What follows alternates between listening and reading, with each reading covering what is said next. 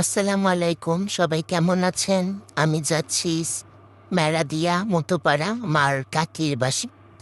আমার ছেলে, তারপর আমার ভাইকে নিয়ে রিকশায় উঠে যাচ্ছি। রাস্তা ভিড় আসছে, পেয়ে যাচ্ছে।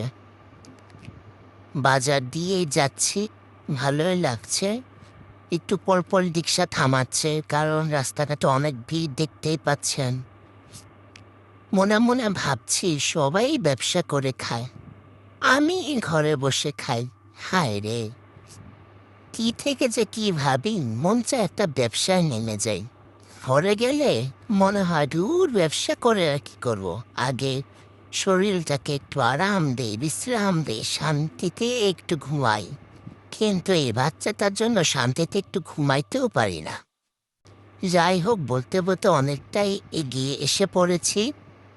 আমার আবার কোথাও যেতে ভালোই লাগে। বায়না ধরেছে সাথে ভাইও যাবে। বললাম আর কি করব, আর আমার পুচকাটা তো আছেই। যেখানেই যাবে না কেন মহা খুশি, একবারে মাতার মতোই হয়েছে। কি আর বলবো। নেমে গেছি রিক্সা থেকে, তাড়াহুড়ো করে আকাশে পড়লাম। এসে খাওয়াও শুরু করে দিলাম।